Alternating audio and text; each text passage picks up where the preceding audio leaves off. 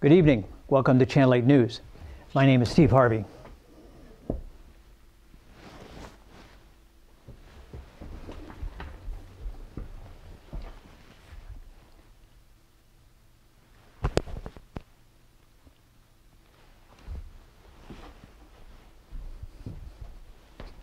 Well, the first thing that you need to do when you're going to be an instructor or teach at a university is you have to get their attention. Get the students' attention first. That's the big thing I learned in this class. This class was extremely helpful in a lot of ways. It taught a lot about innovations, and basically rethinking how you wish to present yourself.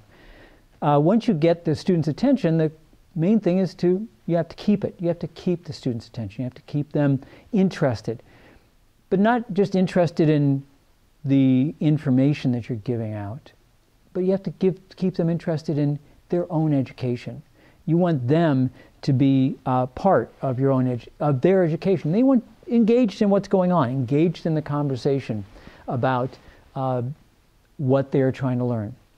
If all they're doing is just sitting there and you're just talking at them, well, you might be able to get through the material, but do you really accomplish what you're after? That's a big question. So you have to get their interest first. Sometimes it's funny, sometimes it's just good material, but your enthusiasm, who you are walking into the classroom, matters a great deal. Be yourself. One of the things that this class presented was, don't try to be somebody you're not, just be yourself. Be understanding that you are a person with your own limitations. You may not know everything. It's okay to admit it, but then go find out. Don't leave them hanging.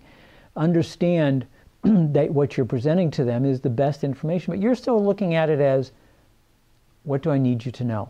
And I know this material really, really well, and I'm trying to explain it to you. So you want to get them to be interested and engaged in the conversation. And if they're engaged in the conversation, they're engaged in you. And a lot of that is making sure that you reach the kid in the back row. Look for every kid in the classroom. Keep them involved. And look at the kid in the back row. Are they getting it? You know the information. You're the expert. But are you making sure that the students are learning what you're after? The other thing that's really important is your syllabus.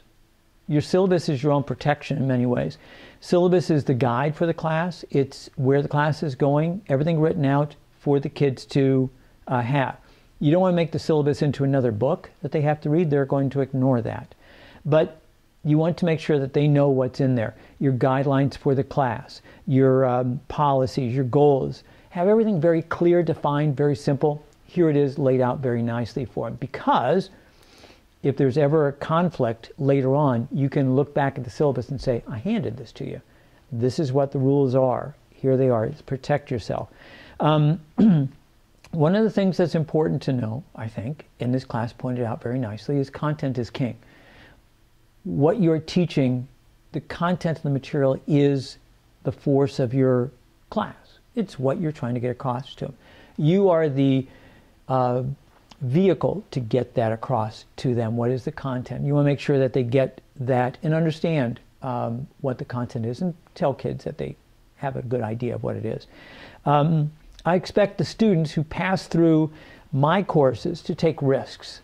I expect them to take risks and to be challenged and to do things that they're not comfortable ever doing. I want my classes to be more than, here's the chapter. Read the chapter, take the quiz. Your result is, yay, you get a grade. That's your prize. Oh, we're going to do it again next week. Read the chapter, take the quiz. There's more to learning than that. I expect the students to fail. I tell them that they're going to fail. It's okay they fail. They have to be in a safe environment to know when they fail, somebody's going to be there to coach them through it. I'm not going to punish you in the way that you're going to get a total F for the whole project. Let's take that failure and make it go someplace for you. What can you learn from this? What's the learning experience? In that failure, where can the next one be better? So you tried it. Oh, okay, it didn't work. Do it again. Do it again, do it again.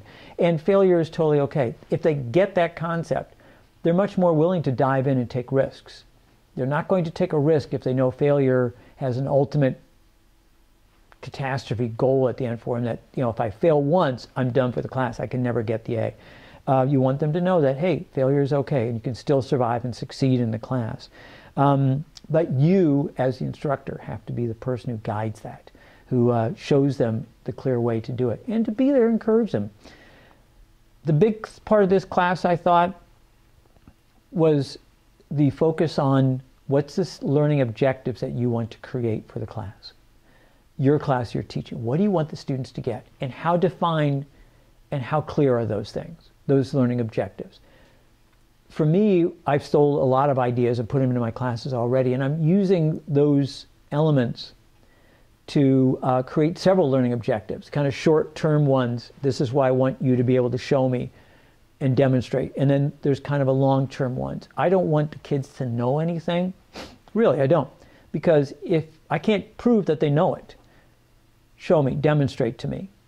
Demonstrate your ability at this. My long-term objective for kids, my students who are graduating, is I want them to be incredibly successful, but I want the participants who are in my classes and my program that they will be able to demonstrate to me their ability as a competent and compelling multi-platform, multimedia producer of content. And that's important. I want them to show me, demonstrate to me that not only are they competent, that's one thing to be competent, but can you do it in a compelling fashion? Can you really sell me what you're doing? Can you make it something really interesting, your stories, your production? Really fascinating. Competence, one thing. It's got to be compelling. And you got to be able to do it in multiple mediums and platforms anymore, in the social mediums and on web pages and on TV and on cable TV and everything else. And it's not just being a person standing in front of the camera. You have to be able to produce content. You have to show me you're capable. And so I found a great deal of success, and I was very pleased in taking this class. There was a lot of great things. And I want to thank all three of you. You did a great job. Appreciate it. See you soon.